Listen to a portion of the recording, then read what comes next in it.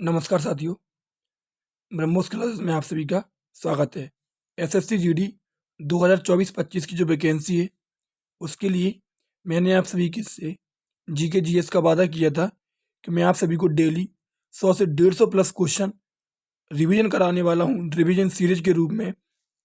तो कल मैंने आपको एक इसकी क्लास ली थी और आप सभी को पता हो कितनी ज़बरदस्त क्लास ली थी। लगभग मैंने आपको 50 प्लस क्वेश्चन वो करवाए थे जो वन लाइनर फॉर्मेट में लिखे थे, और 2 से 3 टॉपिक पीछे कवर कराए थे जो सीधे सीधे टॉपिक थे। मतलब तो लगभग मैंने आपको 100 से 150 क्वेश्चन वाले, मतलब 150 क्वेश्चन कवर कराए थे एक क्लास में, और 20 से 25 मिनट की एक छोटी सी क्लास थी। और आप सभी को पता भी है कि कितनी ज़बरदस्त क्लास थी। तो यदि आप नए साथी हो तो पूरी क्लास देख के जाना, तब आपको लास्ट में पता चलेगा कि हाँ, रिवीजन सीरीज में आपको क्या मिलने वाला है और आपके लिए ये मील का पत्थर कैसे साबित होने वाली है। तो चलिए, समय का विशेष ध्यान रखते हुए जैसे प्रीवियस ईयर क्वेश्चन पूछे गए थे उसी तरीके से बिल्कुल क्वेश्चन है। बात करते हैं पहले क्वेश्चन से। पहला क्वेश्चन तुमसे पूछे, ऋग्वेद में कितने सूक्त होते हैं? तो ध्यान रखना, ऋग्वेद में 1028 सूक्त हैं। कितने? ऋग्वेद में 1028 सूक्त हैं। विधि आयोग का गठन विलियम बेंटिक के समय हुआ। तुमसे पूछ ले कि विधि आयोग का गठन कब हुआ? तो विधि आयोग का गठन विलियम बेंटिक के समय हुआ। आगे पूछे, विधि आयोग का पहला अध्यक्ष किसे बनाया गया था? तो विधि आयोग का पहला अध्यक्ष मैकाले को बनाया गया था। ध्यान रखना, विधि आयोग का पहला अध्यक्ष मैकाले को बनाया गया। भारत में अंग्रेजी शिक्षा का जनक किसे कहा जाता? तो भारत में अंग्रेजी शिक्षा का जनक मैकाले को कहा जाता। ध्यान रखना, ठीक है। भारत में अंग्रेजी शिक्षा का जनक किसे कहा जाता? तो मैकाले को कहा जाता। आगे पूछे, वास्तुकला का स्वर्णकाल शाहजहां के काल को कहते हैं। वास्तुकला का स्वर्णकाल शाहजहां के काल को कहते हैं। ज्यादातर क्वेश्चन आपको वन लाइनर फॉर्मेट में मिलेंगे और पूरे प्रीवियस ईयर क्वेश्चन है, इंपोर्टेंट कंटेंट है जो बार बार पेपर है पूछा जाता है। वास्तुकला का स्वर्णकाल शाहजहां के काल को कहते हैं। पंचमहल फतेहपुर सीकरी में स्थित है। ध्यान रखना, पंचमहल कहाँ पर स्थित है? तो पंचमहल फतेहपुर सीकरी में स्थित है। गायत्री मंत्र सूर्य भगवान को समर्पित है। तुमसे पूछ ले कि गायत्री मंत्र किसको समर्पित है? तो गायत्री मंत्र सूर्य भगवान को समर्पित है। गायत्री मंत्र ऋग्वेद के तीसरे मंडल में है। पूछे, गायत्री मंत्र का उल्लेख कहाँ मिलता? तो गायत्री मंत्र का उल्लेख ऋग्वेद के तीसरे मंडल में मिलता है। ऋग्वेद के 9वें मंडल में सोम का वर्णन है। ध्यान रखना, ऋग्वेद के 9वें मंडल में किसका वर्णन है? तो ऋग्वेद के 9वें मंडल में सोम का वर्णन है। पूछे, ऋग्वेद में कितने मंडल हैं? तो ऋग्वेद में 10 मंडल हैं। ये भी ध्यान रखना, ऋग्वेद में टोटल कितने मंडल हैं? तो ऋग्वेद में टोटल 10 मंडल हैं। देखिए, जीके जीएस याद करने का सबसे आसान तरीका यही है। जिसको जीके जीएस याद नहीं हो रही हो तो इसी तरीके से नोट डाउन कर ले और बार बार इसी वन लाइनर फॉर्मेट में इसको पढ़ ले, रट जाएंगे आपको। कभी भी आप जीके जीएस नहीं भूलोगे, इस बात का यकीन रखना, ठीक है। चलिए आगे तुमसे पूछे, अढ़ाई दिन का झोपड़ा किसने बनवाया था? तो अढ़ाई दिन का झोपड़ा कुतुबुद्दीन ऐबक ने बनवाया था। कहाँ पर है? अजमेर में है। पूछे कुतुब मीनार, तो कुतुब मीनार दिल्ली में है, वो भी कुतुबुद्दीन ऐबक ने बनवाई थी। तो अढ़ाई दिन का झोपड़ा और कुतुब मीनार दोनों कुतुबुद्दीन ऐबक ने बनवाए थे, और अढ़ाई दिन का झोपड़ा अजमेर में है और कुतुब मीनार दिल्ली में है। कुतुबुद्दीन ऐबक की मृत्यु चौगान खेलते समय घोड़े से गिरकर हो गई थी 1210 ईस्वी में। ध्यान रखना, कुतुबुद्दीन ऐबक मोहम्मद गौरी का गुलाम था। कुतुबुद्दीन ऐबक किसका गुलाम था? कुतुबुद्दीन ऐबक मोहम्मद गौरी का गुलाम था। पूछे, गुलाम वंश की स्थापना किसने की थी? तो 1206 ईस्वी में गुलाम वंश की स्थापना कुतुबुद्दीन ऐबक ने की थी। बुलंद दरवाजा अकबर ने बनवाया था गुजरात विजय के उपलक्ष्य में। तुमसे पूछे, बुलंद दरवाजा का निर्माण किसने करवाया था? तो बुलंद दरवाजा का निर्माण अकबर ने करवाया था जब उसने गुजरात पर विजय प्राप्त कर ली थी, तो उसी के उपलक्ष्य में। हुमायूं का मकबरा चारबाग शैली में स्थित है। हुमायूं का मकबरा कौन सी शैली में स्थित है? तो चारबाग शैली में स्थित है। हुमायूं के मकबरे को पूर्व का ताजमहल कहते हैं। ये भी ध्यान रखना, हुमायूं के मकबरे को क्या कहते हैं? तो पूर्व का ताजमहल कहते हैं। आगे तुमसे पूछ ले, चित्रकला का स्वर्णकाल जहांगीर के काल को कहते हैं। तो देखो, वास्तुकला का स्वर्णकाल शाहजहां के काल को कहते हैं और चित्रकला का स्वर्णकाल जहांगीर के काल को कहते हैं। ध्यान रखना, चित्रकला का स्वर्णकाल जहांगीर के काल को कहते हैं। चलिए आगे तुमसे पूछे, दिलवाड़ा का जैन मंदिर माउंट आबू सिरोही राजस्थान में है। ध्यान रखना, तुमसे पूछे दिलवाड़ा का जैन मंदिर कहाँ पर है? तो माउंट आबू सिरोही राजस्थान में है। अलाई दरवाजा किसने बनवाया था? तो अलाई दरवाजा अलाउद्दीन खिलजी ने बनवाया था। अलाई दरवाजा अलाउद्दीन खिलजी ने बनवाया था। बाजार नियंत्रण प्रणाली किसने अपनाई थी? तो बाजार नियंत्रण प्रणाली अलाउद्दीन खिलजी ने अपनाई थी। ये भी ध्यान रखना, इंपॉर्टेंट है, पूरा कंटेंट इंपॉर्टेंट है भाई, यकीन मानना। ऐसा कंटेंट नहीं मिलेगा जिसको जी के याद नहीं होती वो मेरे से जुड़ जाए, मैं उसको यकीन दिलाता कि मैं जी के आपको रटवा के फेंकवा दूंगा, रट जाएगी आपको जी के। बाजार नियंत्रण प्रणाली किसने अपनाई थी? तो बाजार नियंत्रण प्रणाली अलाउद्दीन खिलजी ने अपनाई थी। आगे पूछे, गुलाम वंश की स्थापना अभी बताया था 1206 ईस्वी में हुई, कुतुबुद्दीन ऐबक ने की। लाख बख्श का सरदार किसे कहा जाता था? तो कुतुबुद्दीन ऐबक को कहा जाता था। लाख बख्श का सरदार या लाखों का दान देने वाला, तो कुतुबुद्दीन ऐबक को कहा जाता है। शॉर्ट में लिखा KVA, कुतुबुद्दीन ऐबक। ठीक है, चलिए आगे तुमसे पूछ ले। आगे तुमसे पूछे, मीनाक्षी मंदिर कहाँ पर स्थित है? तो मीनाक्षी मंदिर मदुरई तमिलनाडु में स्थित है। ठीक है, मीनाक्षी मंदिर मदुरई तमिलनाडु में स्थित है। मदुरई बैगई नदी के किनारे स्थित है। मदुरई कौन सी नदी के किनारे स्थित है? तो मदुरई बैगई नदी के किनारे स्थित है। खजुराहो के मंदिर किन शासकों ने बनवाए थे? तो चंदेल शासकों ने बनवाए थे। खजुराहो के मंदिर चंदेल शासकों ने बनवाए थे। कामाख्या माता मंदिर तुमसे पूछ ले, तो कामाख्या माता मंदिर असम में है। ठीक है, कामाख्या माता मंदिर असम में है। अम्बुबाची का मेला कहाँ पर लगता? तो अम्बुबाची का मेला असम में लगता, असम में कामाख्या माता मंदिर में ही लगता है। ठीक है, अम्बुबाची का मेला असम में लगता है, कामाख्या माता मंदिर में लगता है। चलिए आगे बात करें, विरूपाक्ष मंदिर कहाँ पर पड़ता? तो विरूपाक्ष मंदिर कर्नाटक में पड़ता, ये भी ध्यान रखना, विरूपाक्ष मंदिर कर्नाटक में। पशुपतिनाथ मंदिर की बात करूं, पशुपतिनाथ मंदिर नेपाल में है। विरूपाक्ष मंदिर कर्नाटक में है और पशुपतिनाथ मंदिर नेपाल में है। हम्पी विजयनगर साम्राज्य की राजधानी थी। तुमसे पूछ ले कि विजयनगर साम्राज्य की राजधानी क्या थी? तो हम्पी थी। और हम्पी किस नदी के किनारे है? तो हम्पी तुंगभद्रा नदी के किनारे है, ये भी ध्यान रखना। हम्पी तुंगभद्रा नदी के किनारे स्थित है और विजयनगर साम्राज्य की राजधानी थी। और विजयनगर साम्राज्य की स्थापना किसने की थी? तो हरिहर एवं बुक्का दो भाइयों ने की थी।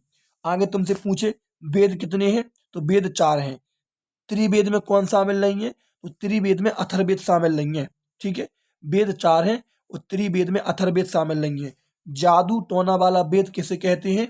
तो जादू टोना वाला वेद अथर्ववेद को कहते हैं। जादू टोना वाला वेद किसे कहते हैं? तो जादू टोना वाला वेद अथर्ववेद को कहते हैं। महादेव कंदरिया जी का मंदिर कहाँ पर पड़ता? तो मध्य प्रदेश छतरपुर में पड़ता है। ठीक है, महादेव कंदरिया जी का मंदिर मध्य प्रदेश छतरपुर में है। खजुराहो के मंदिर पंचायतन शैली में है, ये भी याद रखना, पूछ ले खजुराहो के मंदिर किस शैली में बने हैं? तो खजुराहो के मंदिर पंचायतन शैली में बने हैं। देखिए, जो भी आपके साथी SSC GD की तैयारी कर रहे हैं उन तक ये क्लास जरूर शेयर कर देना। मैं यकीन दिला रहा कि अंतिम समय में ऐसा रिवीजन आप नहीं कर पाओगे कम समय में और अच्छे कंटेंट के साथ। चलिए आगे बात करें, सूर्य मंदिर उड़ीसा में है, गंगवंश ने बनवाया था। पूछ ले सूर्य मंदिर कहाँ पर है? तो उड़ीसा राज्य में है। और किस वंश ने बनवाया था? तो गंगवंश ने बनवाया था। कैलाश मंदिर महाराष्ट्र में है और राष्ट्रकूट वंश ने बनवाया था। कंटेंट देखिए एक बार, आप गौर करिए, कैलाश मंदिर महाराष्ट्र में है और राष्ट्रकूट वंश ने बनवाया था। आगे पूछ ले कारले का चैत्र, तो कारले का चैत्र भी महाराष्ट्र में पड़ता। सीधा तुमसे पूछेगा कारले का चैत्र कहाँ स्थित है? तो महाराष्ट्र में है। आगे पूछे पोला त्योहार कहाँ का है? तो पोला त्योहार महाराष्ट्र का है और ये हर साल पेपर में पूछा जाने वाला है। SSC GD का फेवरेट क्वेश्चन है, पता नहीं क्यों। पोला त्योहार महाराष्ट्र का है और पूछे पोला त्योहार में किसकी पूजा होती है? तो पोला त्योहार में बैलों की पूजा होती है, ध्यान रखना।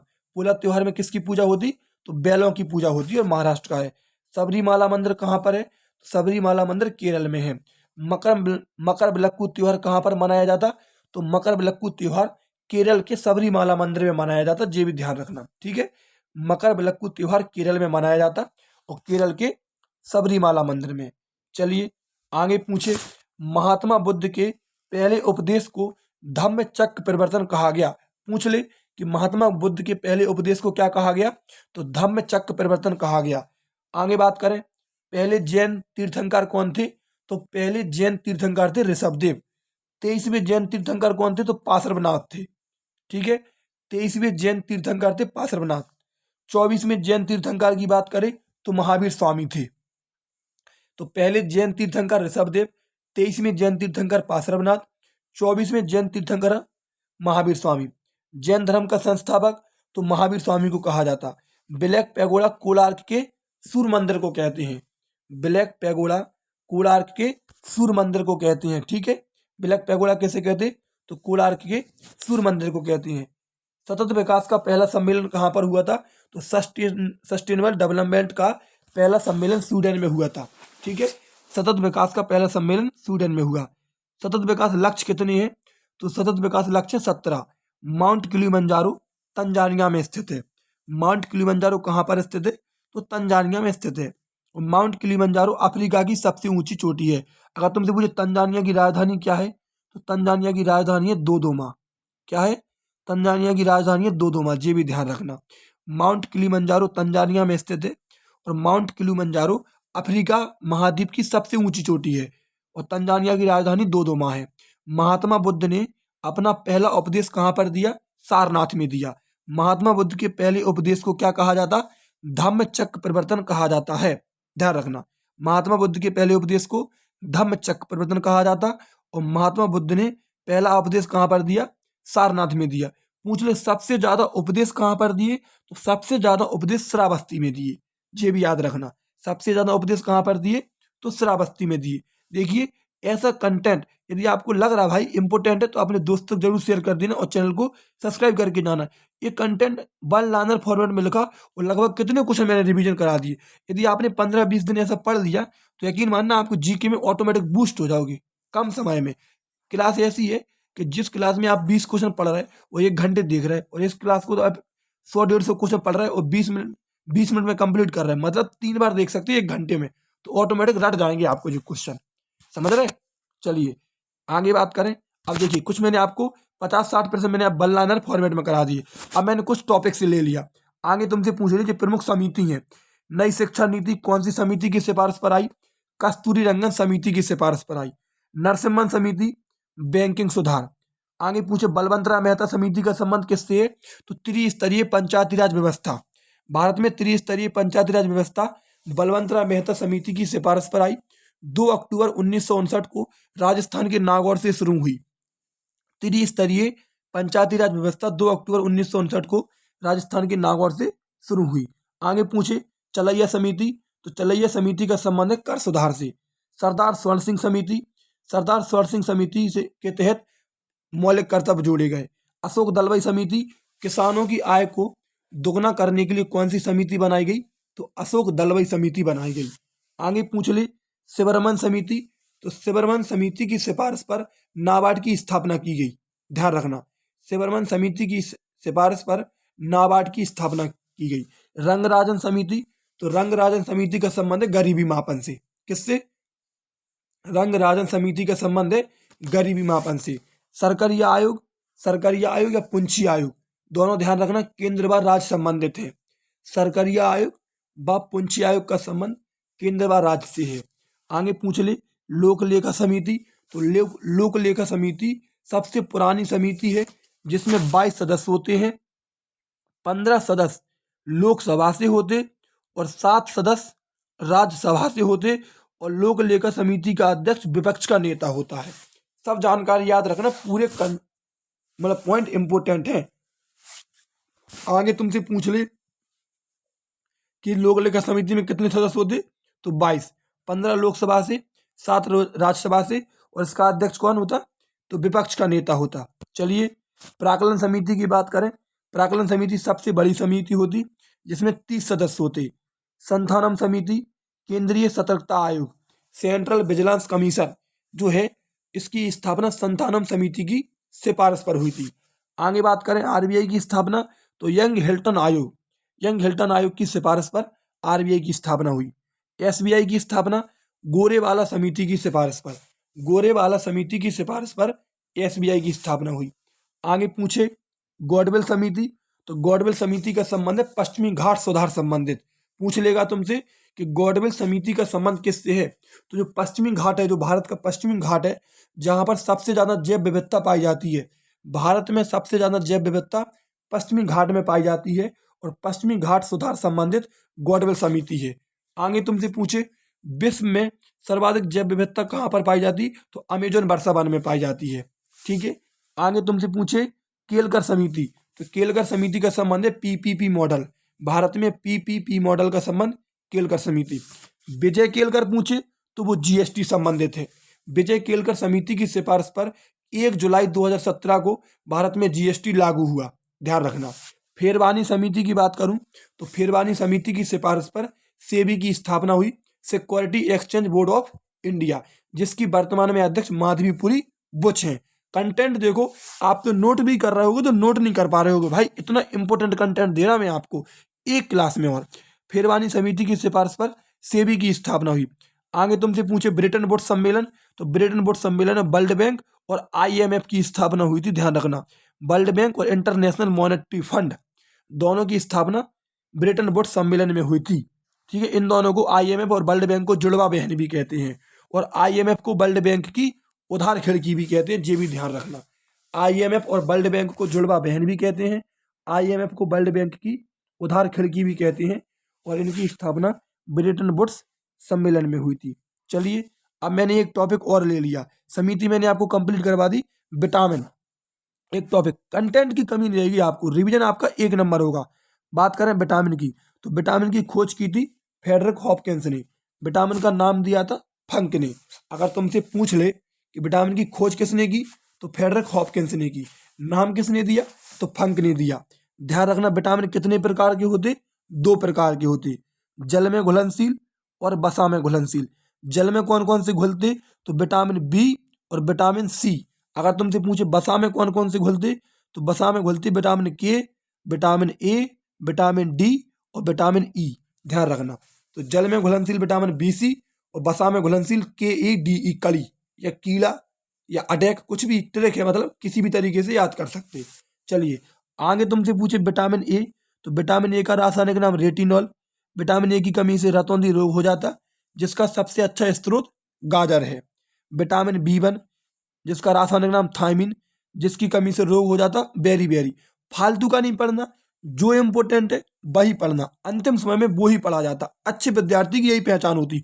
पढ़ने के लिए तो फॉर्म 54 लाख भरे, आपने देखा होगा एसएससी जीडी में 54 लाख फॉर्म भरे, लेकिन इस समय जो स्मार्ट तैयारी करेगा वही सिलेक्शन ले जाता। लास्ट टाइम पे दुनिया भर का पढ़ रहा है तो भी कोई फायदा नहीं है, जो आपने पढ़ रखा उसी का ढंग से रिविजन कर लो। क्योंकि आपने, यदि आपकी मैथ रीजनिंग कंप्लीट है और आपके जीके में नंबर नहीं आ रहा है तो आप सिलेक्शन के हकदार हो। यदि आपने मैथ रीजनिंग कंप्लीट नहीं की और आप फिर जीके पढ़ रहे हैं तो भी गलत बात है। जीके में नंबर लाने का एक अच्छा तरीका यही है कि जो आपने जब से पढ़ा उसी का रिवीजन करो, उसी में श्योर होके जाओ आप। बस ज़्यादा पढ़ोगे लास्ट टाइम पे, नया नया पढ़ोगे कुछ, तो फिर आप मिक्स पुलाव बन जाएगा, कुछ भी काम का नहीं रहेगा, कन्फ्यूजन पैदा होगी।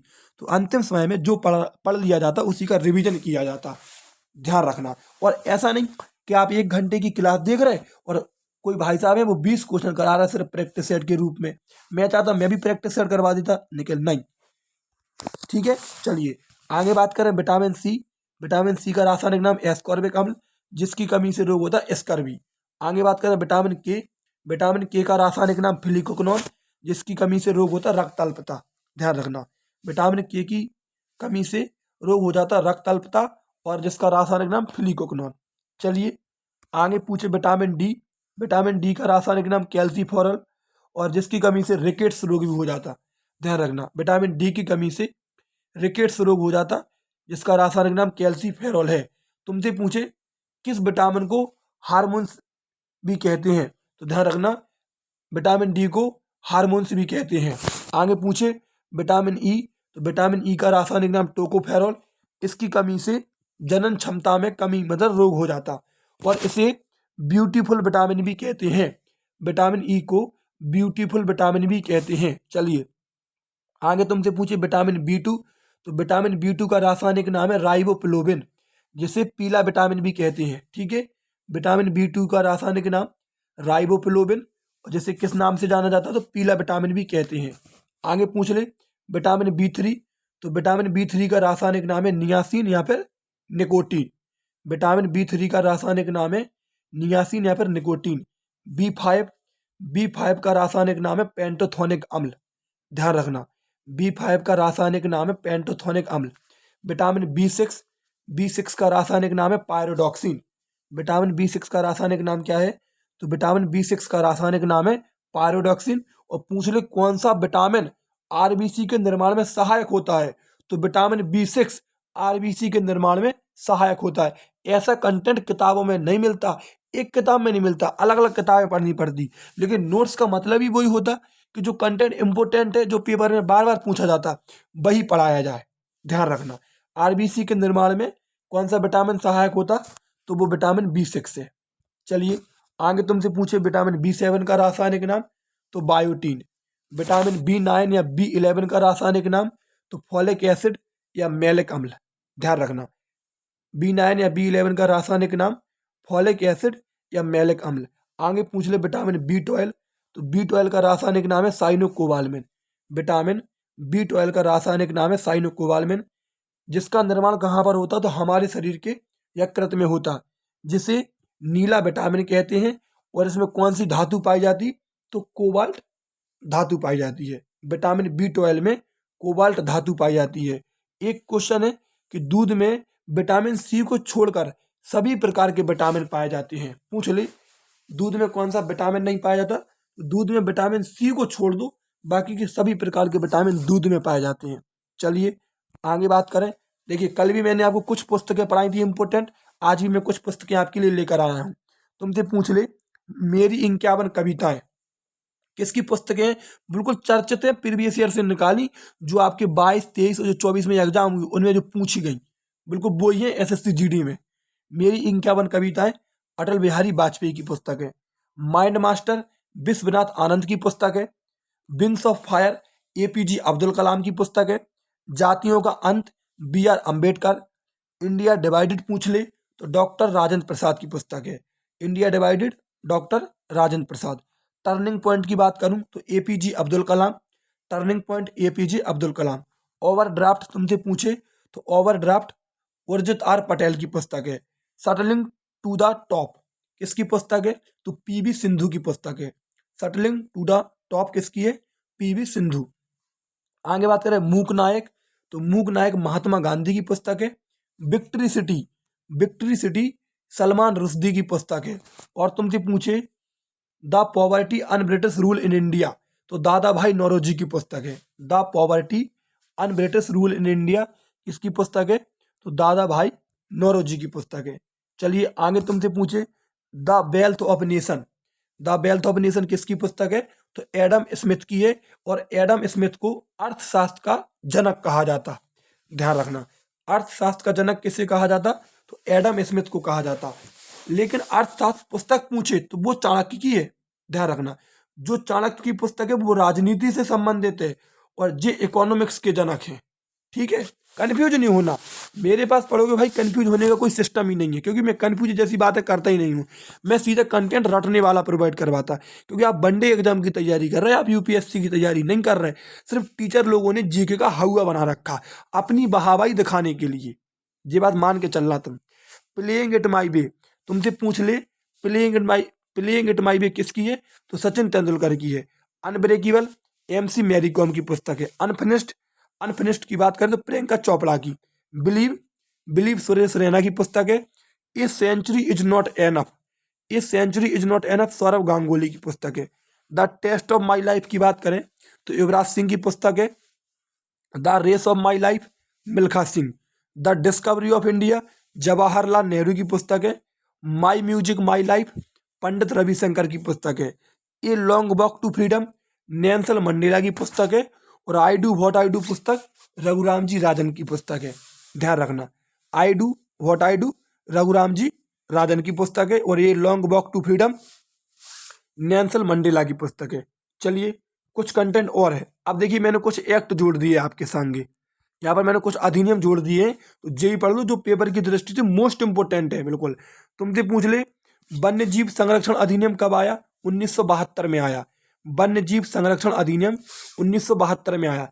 एक बात मैं यकीन दिला रहा, जो भाई पढ़ने वाला होगा और जो कंटेंट को समझता होगा, यकीन कहता वो दोबारा कभी क्लास छोड़ के जाएगा नहीं।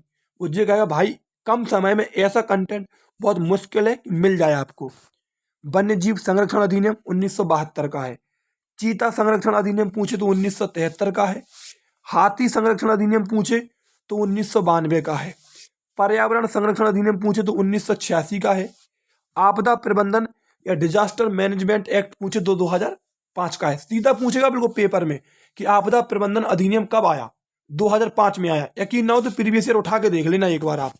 सूचना का अधिकार अधिनियम, राइट टू इंफॉर्मेशन, ये भी 2005 का है। शिक्षा का अधिकार अधिनियम तो 2009 का है और 1 अप्रैल 2010 को लागू हुआ। जहां जितना इंपॉर्टेंट है वहां उतना मैं पढ़ाऊंगा आपको। आगे तुमसे पूछे उपभोक्ता संरक्षण अधिनियम कब आया, तो 2019 में आया। उपभोक्ता संरक्षण अधिनियम 2019 में आया। राष्ट्रीय खाद्य सुरक्षा अधिनियम कब आया, तो राष्ट्रीय खाद्य सुरक्षा अधिनियम 2013 में आया। भारतीय दंड संहिता अधिनियम आईपीसी, इंडियन पेनल कोड कब आया, तो 1860 का है। भारतीय दंड संहिता अधिनियम 1860 का है। और अधिनियम है हिंदू विधवा पुनर्विवाह अधिनियम कब आया, तो 1856 में आया। पिछली बार जो 2024 में एग्जाम हुआ एसएससी जीडी का, लगभग 4 से 5 शिफ्ट में जो क्वेश्चन पूछा गया हिंदू विधवा पुनर्विवाह अधिनियम। अब मुझे नहीं पता किस लिए पूछा गया, लेकिन बस जो क्वेश्चन पूछा गया आप उठा के देख लेना। हिंदू विधवा पुनर्विवाह अधिनियम 1856 में आया। दहेज प्रतिषेध अधिनियम कब आया, दहेज प्रतिवेद तो 1961 का है। सेवी का अधिनियम कब आया, सेवी का अधिनियम 1992 में आया, ध्यान रखना। अप्सा की बात करूं, AFSPA armed force special power act तो 1958 का है। जीआई टैग अधिनियम 1999 में आया। जीआई टैग अधिनियम कब आया, तो 1999 में आया। जैव विविधता अधिनियम कब आया, तो जैव विविधता अधिनियम 2002 का है। ठीक है, जैव विविधता अधिनियम कब का है, 2002 का है। तुमसे पूछे जैव विविधता दिवस कब मनाते, तो जैव विविधता दिवस 22 मई को मनाते, ये भी ध्यान रखना। ठीक है, जैव विविधता दिवस 22 मई को मनाते। आरबीआई एक्ट कब आया, तो 1934 में आया और 1 अप्रैल 1935 को आरबीआई की स्थापना हुई। रॉलेक्ट एक्ट या मॉन्टेगू एक्ट कब आया, तो 1919 में आया। मार्ले मिंटो सुधार अधिनियम कब आया, तो 1909 में आया। और सूचना प्रौद्योगिकी अधिनियम कब आया, तो सन 2000 में आया, ध्यान रखना। सूचना प्रौद्योगिकी अधिनियम सन 2000 का है। तुमसे पूछे सूचना प्रौद्योगिकी दिवस कब मनाते, तो सूचना प्रौद्योगिकी दिवस 11 मई को मनाते, ये भी ध्यान रखना। सूचना प्रौद्योगिकी दिवस कब मनाते, तो 11 मई को मनाते। ठीक है, इतना कंटेंट आपको याद रखना। अब बताइए भाई क्लास कैसी लगी। यदि सच में आपको क्लास लगी हो, ये एक सिर्फ मोहरा है जो मैंने लिख दिया। लगभग मैंने आपको भाई 300 प्लस से ज़्यादा क्वेश्चन बनेंगे। सोचो, मैंने आपको वन लाइनर फॉर्मेट में 50 से 60 क्वेश्चन तो सीधे सीधे लिखवाए। इसके बाद मैंने आपको पूरा एक जो प्रमुख समितियां हैं वो एक टॉपिक पढ़ाया। इसके बाद जो विटामिन है मैंने वो आपको एक टॉपिक पढ़ाया। इसके बाद मैंने आपको जो महत्वपूर्ण कुछ पुस्तकें बची थी वो भी मैंने आपको कवर कराई। पुस्तकों के बाद मैंने आपको अधिनियम पढ़ाया। लगभग मैंने आपको वो कंटेंट दिया भाई कि जो कोई टीचर चाहता तो अपना 1 से 1.5 घंटा समय बना के जाता, बिल्कुल यहीं पर पढ़ाते पढ़ाते। लेकिन मैं नहीं चाहता कि कम समय है आपके पास और आपका समय ज़्यादा बर्बाद हो। ठीक है, वीडियो अच्छी लगी है तो अपने दोस्तों तक जरूर शेयर करना। ठीक है, और क्लास को मतलब चैनल को सब्सक्राइब जरूर करके जाना। जय हिंद, जय भारत।